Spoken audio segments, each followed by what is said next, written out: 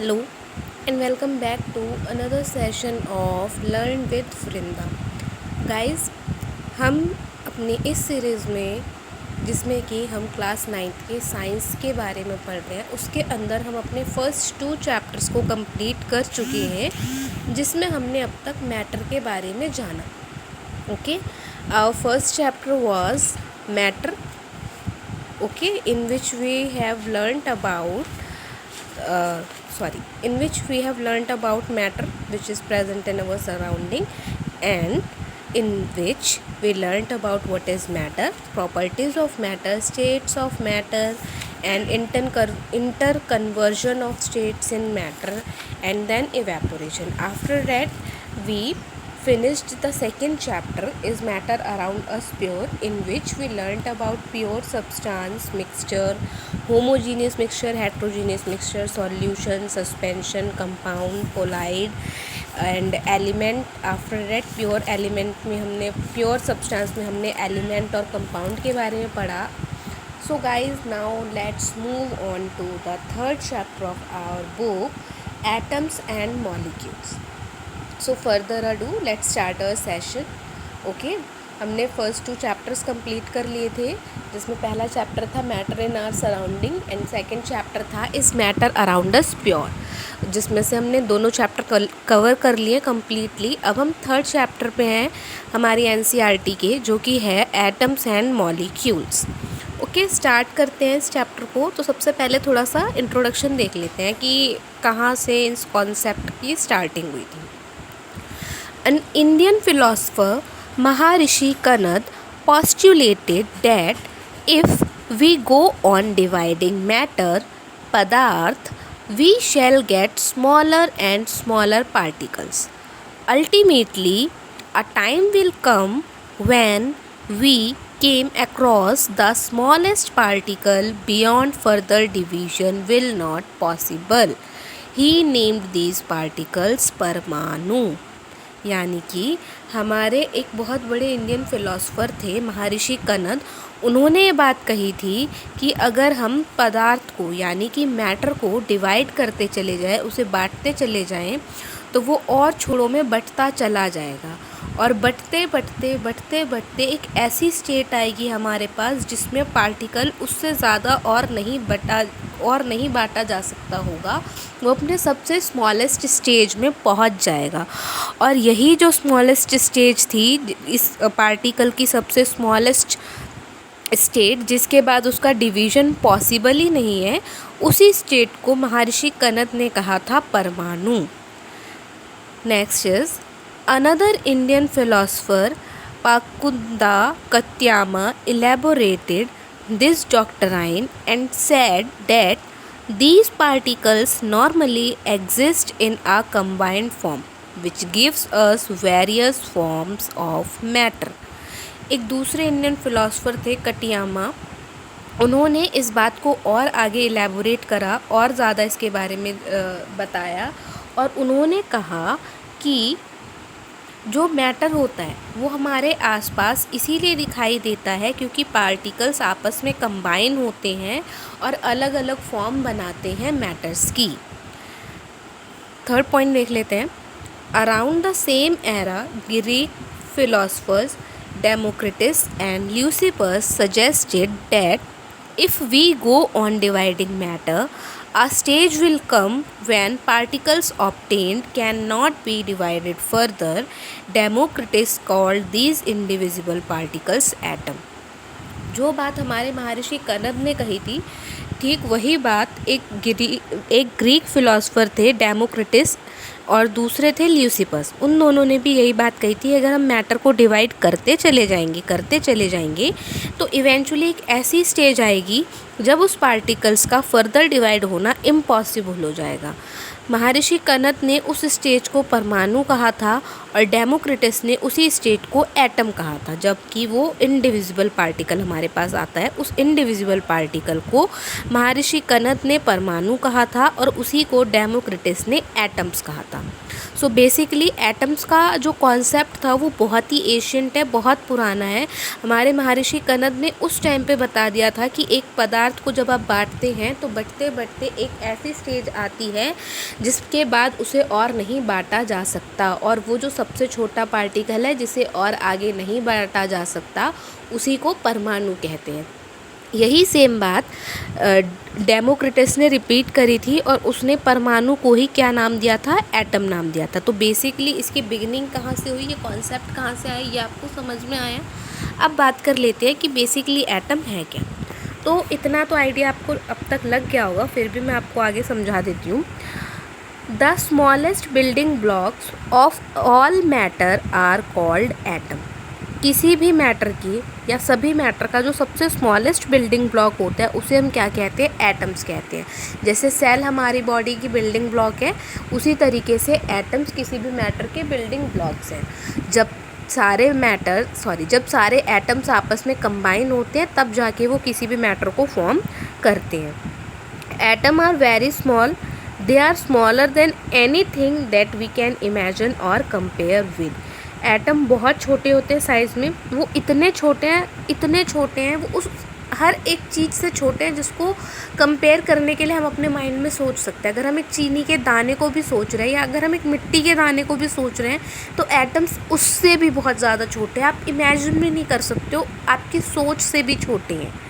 Next properties of atom की बात कर लेते हैं। एक प्रॉपर्टी आपको पता ही चल गई है, particles are of very small in size, approx 10⁻⁻10 meter.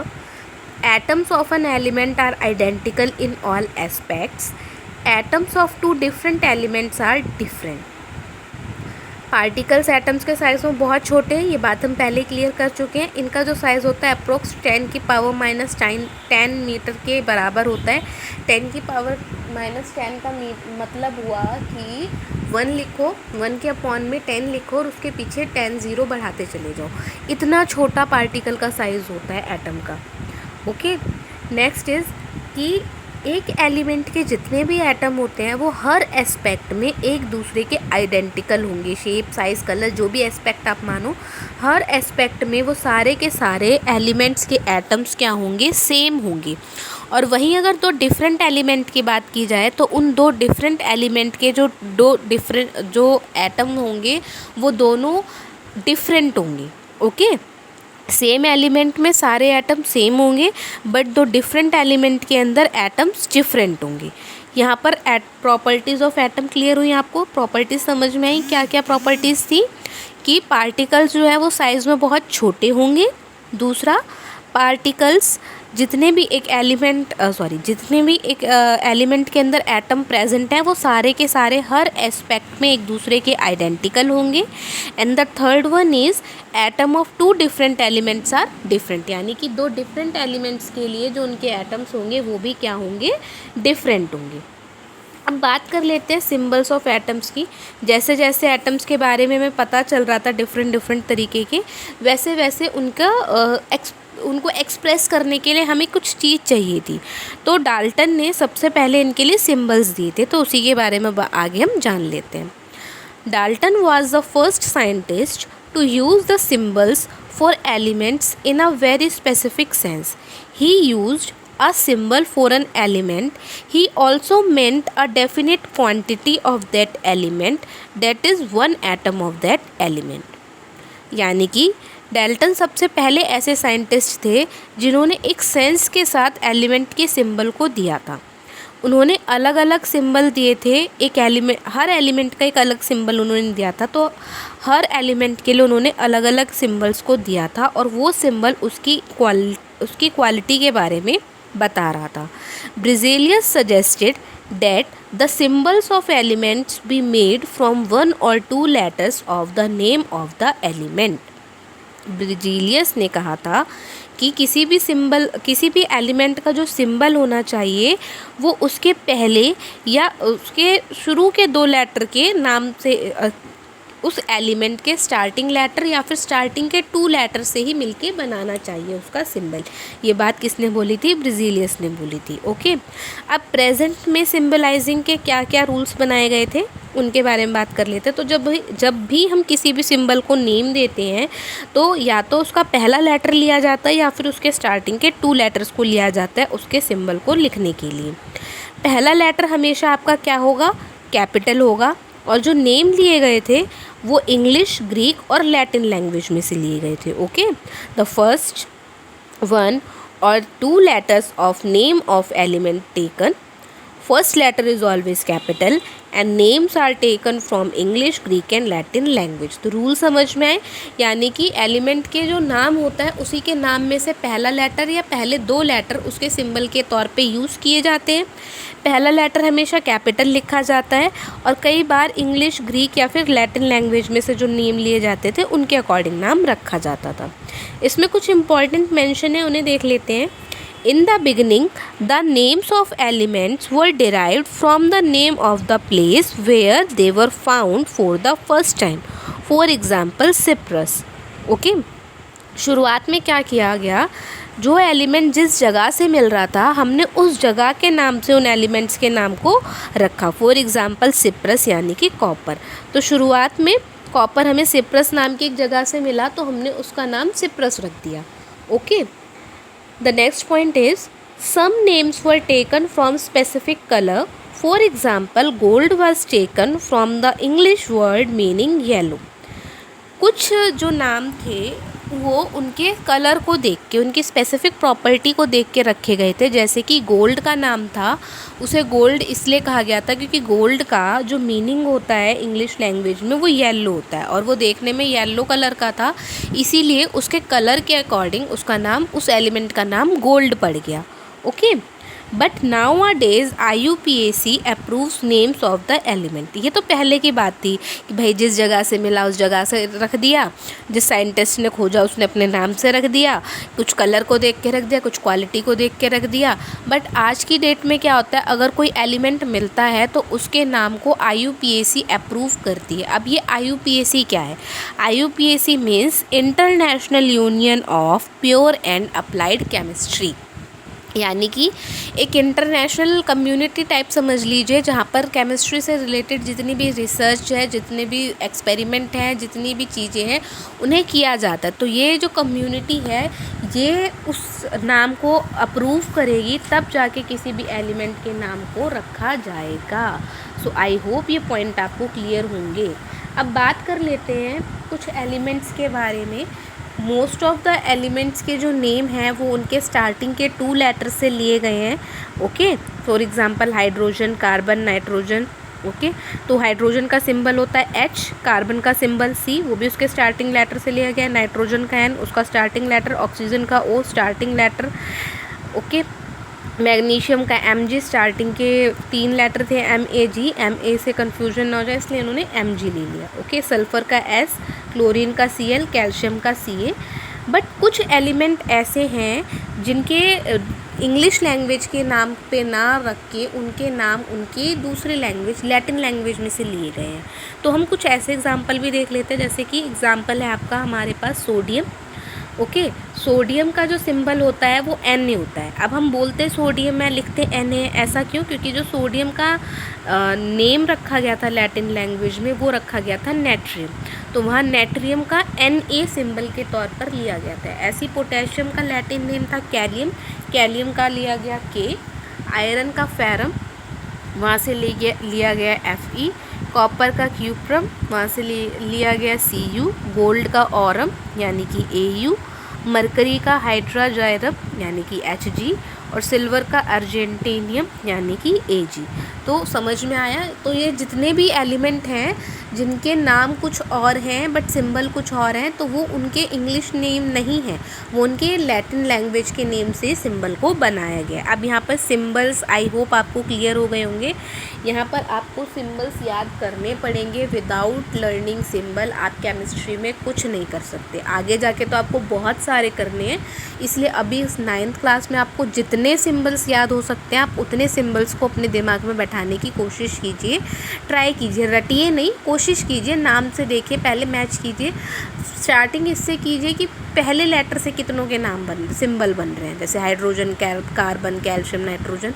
तो इनसे शुरुआत कीजिए तो आपको एक तरीके से समझ में आने लगेगा. रटने से नहीं आएगा, समझने से सारी चीज़ें आएंगी. Okay. So move on to the next topic which is atomic mass. So what is atomic mass?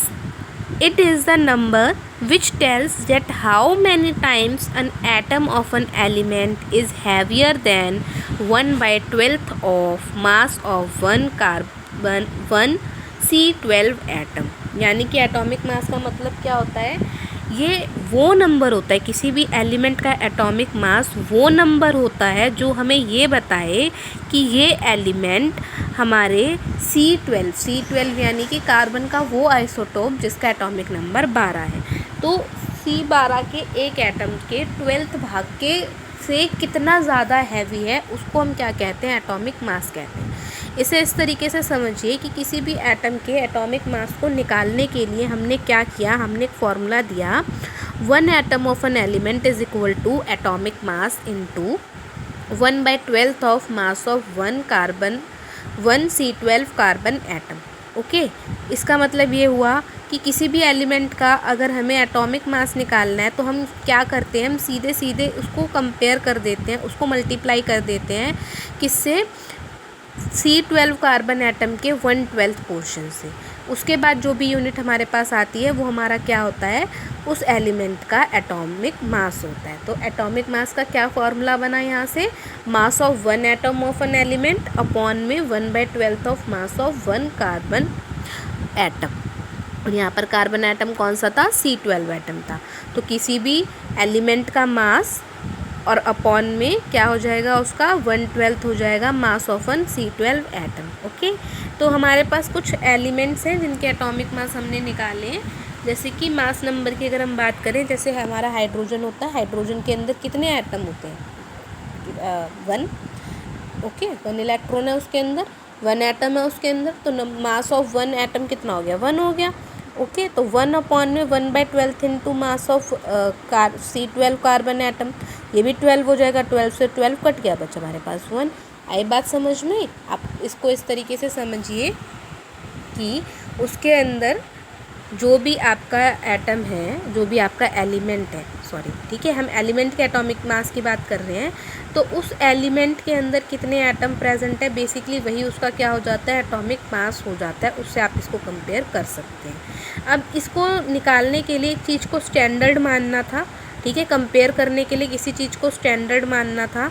तो हमने यहाँ पर क्या किया, पहले ज़माने में क्या होता था, अब इसको तराजू से तो हम तौल नहीं सकते थे, ठीक है, तो पहले लोगों के पास तराजू नहीं होते थे, वो केजीज़ में नहीं नाप सकते थे, तो उन्होंने नापने के लिए क्या किया, कंपैरिजन करनी स्टार्ट करी।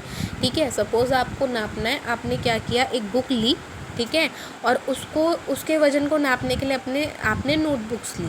तो आपने कहा कि एक ये जो मोटी सी बुक है इसका वज़न 4 जो छोटी छोटी किताबें हैं उनके बराबर है। तो आपने अपने माइंड में लगा दिया कि 1 book is equal to 4 small notebooks. यहाँ से आपको पता चला। ऐसे इन्होंने क्या किया था, एलिमेंट्स के वेट को कंपेयर करने के लिए लगाया कि weight of 1 element weight of 1 hydrogen element या weight of 1 carbon element is equal to that number of carbon atom. यहाँ पर हमने 1 कार्बन एटम मान लिया, 1C12 कार्बन मान लिया। आप मान लो कि जो वो बड़ी सी बुक है वो क्या है, हमने कंपैरिजन, वो जो बड़ी सी बुक थी वो हमारा वो एलिमेंट है जिसका एटॉमिक मास हमें निकालना है। ओके, और वो जो 4 छोटी छोटी बुक है वो क्या है, हमारे बट्टे हैं, उनसे हमें तौलना है, तो वो हमने कार्बन के एटम को ले लिया। ओके, तो यहाँ से हम इस तरीके से कंपेयर करते हैं। अब हमें बांटना है, हमने 2 जगह ली दोनों को कंपेयर करने के लिए। एक तरफ हमने C12 एटम रख दिया और एक तरफ हमने क्या रख दिया, जिस भी एटम का हमें वेट निकालना था, जिस भी एटम का हमें एटॉमिक मास निकालना था। तो एक तरफ हमारे पास C12 है, ठीक है, और एक तरफ हमारे पास क्या है, हाइड्रोजन है। तो हमने देखा कि हाइड्रोजन एटम कितने की ज़रूरत थी हमारे पास, जब हमने 12 हाइड्रोजन एटम रखे तो उसका वेट और एक C12 कार्बन का जो वेट था, एक कार्बन एटम, उसका वेट क्या था, बराबर था। तो यहाँ से क्या पता चला कि 12 हाइड्रोजन एटम जो है वो किसके बराबर है, 1 के बराबर है। तो यहाँ से अगर हम 1 का वेट निकालते तो वो कितना निकल के आया, 1/12। इस तरीके से इन्होंने निकाला। ओके, अब इसको दूसरे एग्जाम्पल से समझते हैं। सपोज़ नाइट्रोजन के एग्जाम्पल से हम समझते हैं। तो आप इसको इसी तरीके से देख सकते हैं, एक तरफ हम नाइट्रोजन के एटम्स को रखते गए, एक तरफ हमारे पास स्टैंडर्ड था कार्बन का 12 वाला। अब जो कार्बन 12 वाला है उसको हम चेंज नहीं कर सकते, बट हम नाइट्रोजन को बढ़ा घटा सकते हैं तब तक जब तक हमें दोनों के वेट को क्या ना मिल जाए, इक्वालिटी ना मिल जाए, जब तक हमें पता ना चल जाए। आई बात समझ में? आई होप अब आपको यहाँ पर क्लियर हो गया होगा। ठीक है, कुछ एलिमेंट्स की बात कर लेते हैं, उनके एटॉमिक मास के बारे में बात कर लेते हैं। तो हाइड्रोजन का एटॉमिक मास होता है 1, कार्बन का 12, नाइट्रोजन का 14, ऑक्सीजन का 16, सोडियम का 23, मैग्नीशियम का 24, सल्फर का 32, क्लोरीन का 35.5 एंड कैल्शियम का 40। एट दिस लेवल एटलीस्ट आपको इन सारे एलिमेंट्स के एटॉमिक मास पता होने चाहिए, क्योंकि ये आपके लिए इम्पॉर्टेंट हैं। आई होप आपको यहाँ पर क्लियर हो गया। देखिए, एटॉमिक मास का कॉन्सेप्ट थोड़ा कंफ्यूजिंग तो है, बट समझना तो पड़ेगा ही। अब बात कर लेते हैं, यहाँ पर हमारा एटम्स ख़त्म हो गया। अब हमारा टॉपिक था नेक्स्ट, एटम्स एंड मॉलिक्यूल्स था चैप्टर में। एटम्स कवर हो गए, अब हम आ जाते हैं मॉलिक्यूल पोर्शन पे कि what is molecule. Okay, so a group of 2 or more atoms that are chemically bonded together, that is tightly held together by attractive force, is called molecule. Or a molecule can be defined as the smallest particle of an element or a compound that is capable of an independent existence and shows all the properties of that substance, which means कि molecules क्या होते हैं? Molecules आपके दो या दो से ज़्यादा एटम्स का क्या होता है? ग्रुप होता है, जो कि आपस में एक दूसरे से क्या होते हैं? जुड़े हुए होते हैं किसी अट्रैक्टिव फोर्स के मदद से। आई बात समझ में? जब आपके दो या दो से ज़्यादा एटम एक दूसरे से केमिकली जुड़ जाते हैं एक अट्रैक्टिव फोर्स की वजह से, तो जो हमारे पास बनकर आता है उसको हम क्या कहते हैं? मॉलिक्यूल कहते हैं। आई बात समझ में? दूसरी डेफिनेशन क्या है मॉलिक्यूल की? मॉलिक्यूल वो सबसे छोटा एलिमेंट होता है या फिर कंपाउंड होता है जो कि इंडिपेंडेंट एग्जिस्टेंस शो कर सकता है, और वो उस एक सब्सटेंस की सारी प्रॉपर्टीज़ शो करता है। इंडिपेंडेंट एग्जिस्टेंस का मतलब होता है कि हमें पता था कि जो एटम है वो अकेले सर्वाइव नहीं करता, बट जो मॉलिक्यूल होता है वो इंडिपेंडेंट सर्वाइव कर सकता है। यानी कि ऑक्सीजन एटम जो है, ऑक्सीजन एलिमेंट जो है वो अपनी एलिमेंटल फॉर्म में एग्जिस्ट नहीं करता, वो O2 के मॉलिक्यूल की फॉर्म में एग्जिस्ट करता है। तो O2 क्या है? इंडिपेंडेंटली एग्जिस्ट कर रहा है, उसे एग्जिस्ट करने के लिए किसी दूसरे से जुड़ने की ज़रूरत नहीं है, बट O एलिमेंट को एग्जिस्ट करने के लिए किसी ना किसी से जुड़ना पड़ता है। तो एटम, एलिमेंट और मॉलिक्यूल तीनों में डिफरेंस समझ में आया? जब बहुत सारे O के एटम्स मिले तब उन्होंने एक ऑक्सीजन एलिमेंट बनाया। जब एक एलिमेंट ऑक्सीजन का सर्वाइव नहीं कर पा रहा था, एग्जिस्ट नहीं कर पा रहा था, तो उसने क्या किया? एक दूसरे O के साथ मिल गया, एक दूसरे O से चिपक गया, तब जाके हमारे पास आया O2 मॉलिक्यूल। अब ये जो O2 मॉलिक्यूल है ये इंडिपेंडेंट है, इसे किसी की भी कोई भी ज़रूरत नहीं है, और ये जो O2 मॉलिक्यूल है ये ऑक्सीजन की सारी प्रॉपर्टीज़ शो करता है। जो प्रॉपर्टी O की थी वही O2 की रहेगी। आई बात समझ में? मॉलिक्यूल क्या होता है? मॉलिक्यूल दो या दो से ज़्यादा एटम्स का ग्रुप होता है जो कि आपस में एक दूसरे से केमिकली बॉन्डेड होते हैं, केमिकल बॉन्ड की मदद से जुड़े हुए होते हैं, और ये जो केमिकल बॉन्ड होता है ये अट्रैक्टिव फोर्स की वजह से होता है। जब O और O के बीच में अट्रैक्शन हो जाए, फोर्स ऑफ अट्रैक्शन हो और वो एक दूसरे से जुड़ जाएँ, तब वहाँ पर क्या बना? O2 का मॉलिक्यूल बन गया।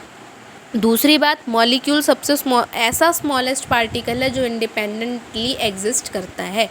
कहने को तो एटम सबसे ज़्यादा स्मॉलेस्ट पार्टिकल है, बट एटम इंडिविजुअली एग्जिस्ट कहाँ करता है? बहुत सारे एटम मिलके एग्जिस्ट करते हैं तब एलिमेंट बनाते हैं, और एलिमेंट भी इंडिपेंडेंट एग्जिस्ट नहीं करता, उसे भी किसी ना किसी के साथ बॉन्ड बनाना पड़ता है, जुड़ना पड़ता है, तब जाके वो एग्जिस्ट कर पाता है। बट जो हमारा मॉलिक्यूल है वो इंडिपेंडेंटली एग्जिस्ट करता है, वो इकलौता सबसे छोटा ऐसा सब्सटेंस है जो कि अकेले एग्जिस्ट कर सकता है। और जो लास्ट प्रॉपर्टीज़ थी वो ये थी इसकी कि ये उस सब्सटेंस की सारी प्रॉपर्टीज़ को शो करते हैं। आई बात समझ में? अब मॉलिक्यूल्स की एक और प्रॉपर्टी होती है जिसको हम कहते हैं एटॉमिसिटी। तो what is atomicity? Number of atoms present in an molecule is called its atomicity. एक मॉलिक्यूल के अंदर कितने एटम प्रेजेंट हैं ये उसकी क्या कहलाती है, एटॉमिसिटी कहलाती है। अगर एक है तो मोनो एटॉमिक, दो हैं तो डाई एटॉमिक, तीन अलग अलग एटम जुड़े हैं तो ट्राई एटॉमिक, तीन से ज़्यादा है तो पॉली एटॉमिक। आई बात समझ में? यानी कि सिर्फ O था तो मोनो एटॉमिक, O2 हो गया डाई एटॉमिक, O3 हो गया पॉली एटॉमिक, और अगर उससे ज़्यादा O3 हो गया तो ट्राई एटॉमिक, और अगर उससे ज़्यादा होगा तो पॉली एटॉमिक। अब यहाँ पर मॉलिक्यूल्स को उनमें कितने तरीके के एटम हैं इसके बेसिस पे दो कैटेगरी में डिवाइड किया गया है। अभी तो ये पढ़ा हमने कि कितने मॉलिक्यूल प्रेजेंट हैं, एक है तो मोनो, दो है तो डाई, तीन है तो ट्राई, और तीन से ज़्यादा हैं तो आपके पॉलीएटॉमिक। बट कितने तरीके के हैं, पहले था कितने हैं, अब कितने तरीके के हैं, उसके अकॉर्डिंग उन्हें दो कैटेगरीज में बांटा गया है, होमो एटॉमिक एंड हेट्रोएटॉमिक। अगर सिर्फ एक ही तरीके के मॉलिक्यूल जुड़ते हैं, यानी कि O था और O ही उससे आके जुड़ा, तो इसे हम कहते हैं होमो एटॉमिक, यानी कि दोनों एक ही तरीके के थे, O में O ही आके जुड़ा, N में N आके जुड़ा, C में C आके जुड़ा, तो तब जो मॉलिक्यूल बना उसे हम कहेंगे होमो एटॉमिक। बट जब एक से ज़्यादा तरीके के एटम आके कंबाइन करते हैं तो उन्हें हम कहते हैं हेट्रोएटॉमिक। सपोज़ O से H आके जुड़ गया या O से C आके जुड़ गया, N आके जुड़ गया, तो दो अलग अलग तरीके के हो गए ना, तो इसे हम कहते हैं heteroatomic. I hope this concept is clear to you. You are able to understand what are molecules, what is atomicity, what are homoatomic, what is heteroatomic, what are monoatomic, diatomic, triatomic and polyatomic. So move on to the last topic of our today's class, which is molecular mass. अब molecule के जो atom के अंदर जो मास था उसे हमने कहा एटॉमिक मास। अब एक मॉलिक्यूल का जो मास होगा उसे हम कहेंगे molecular mass. So what is molecular mass? The sum of atomic masses of all atoms in a molecule of the substance is called molecular mass। यानी कि एक मॉलिक्यूल के अंदर जितने भी एटम प्रेजेंट हैं उन सारे एटम के मास को जब हम जोड़ देते हैं तो जो सम निकल के आया उस सम को हम कहते हैं मॉलिक्यूलर मास। इसे किस में एक्सप्रेस करते हैं? एटॉमिक मास यूनिट में एक्सप्रेस करते हैं और उसे U से रिप्रेजेंट किया जाता है। आई बात समझ में? अब ज़रा एग्जांपल के थ्रू समझ लेते हैं। तो हमें फर्स्ट ऑफ ऑल H2O यानी कि वाटर मॉलिक्यूल का मॉलिक्यूलर मास मेजर करना है। कैसे निकालेंगे, कैसे कैलकुलेट करेंगे? तो हमारे पास सबसे पहले तो हमें ये देखना है कि हमारे पास इस मॉलिक्यूल के अंदर कौन कौन से एटम प्रेजेंट हैं। तो कौन कौन से हैं? H यानी कि हाइड्रोजन, O यानी कि ऑक्सीजन। तो हमारे पास दो अलग अलग तरीके के एटम यहाँ पर प्रेजेंट है, पहला हाइड्रोजन का, दूसरा ऑक्सीजन का। तो सबसे पहले हाइड्रोजन के एटॉमिक मास की बात कर लेते हैं। तो हाइड्रोजन का जो एटॉमिक मास होता है वो कितना होता है? 1U, 1 unit. और फिर बात कर लेते हैं ऑक्सीजन के ऑक्सीजन के एटॉमिक मास की। तो ऑक्सीजन का एटॉमिक मास कितना होता है? 16U यानी कि 16 यूनिट। अब देखो हमारे पास कितने हाइड्रोजन मौजूद हैं? 2 हाइड्रोजन मौजूद हैं। हमें मॉलिक्यूल में जितने भी एटम्स प्रेजेंट हैं उन सबको कैलकुलेट करना है, उन सबको जोड़ना है। तो एक हाइड्रोजन का एटम, जो एक हाइड्रोजन है उसका मास कितना है? 1। तो 2 का कितना हो गया? 2, यानी 1 × 2 एंड देन हम इसमें क्या प्लस कर देंगे? 16 प्लस कर देंगे। हमारे पास यहाँ पर फॉर्मूले में देखिए H2 प्रेजेंट था, इसीलिए हमने एक हाइड्रोजन के वेट को 2 से मल्टीप्लाई किया ताकि हमारे पास 2 हाइड्रोजन का वेट आ जाए।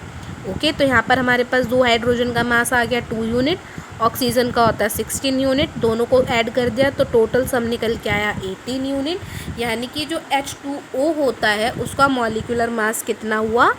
18 यूनिट। आया समझ में?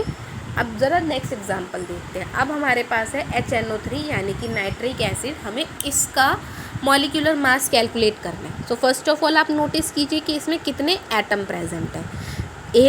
एक हाइड्रोजन, एक नाइट्रोजन और 3 ऑक्सीजन। अब तीनों के एटॉमिक मासेस देखिए। अगर अभी आपको नहीं याद तो आपकी बुक में होगा, वहाँ से चेक करके इसको लिखिए, ठीक है? तो हाइड्रोजन का हो गया 1, नाइट्रोजन का हो गया 14 और ऑक्सीजन का हो गया 16। अब सबको ऐड कर देते हैं। तो हमारे पास एक हाइड्रोजन है इस केस में, तो एक हाइड्रोजन का मास 1 ही रहेगा। फिर एक नाइट्रोजन है तो एक नाइट्रोजन का 14 रहेगा। तो 14 + 1 15 हो गया। अब बात कर लेते हैं ऑक्सीजन की। तो एक ऑक्सीजन का वजन होता है 16, बट हमारे पास यहाँ पर O3 यानी कि 3 ऑक्सीजन मौजूद है।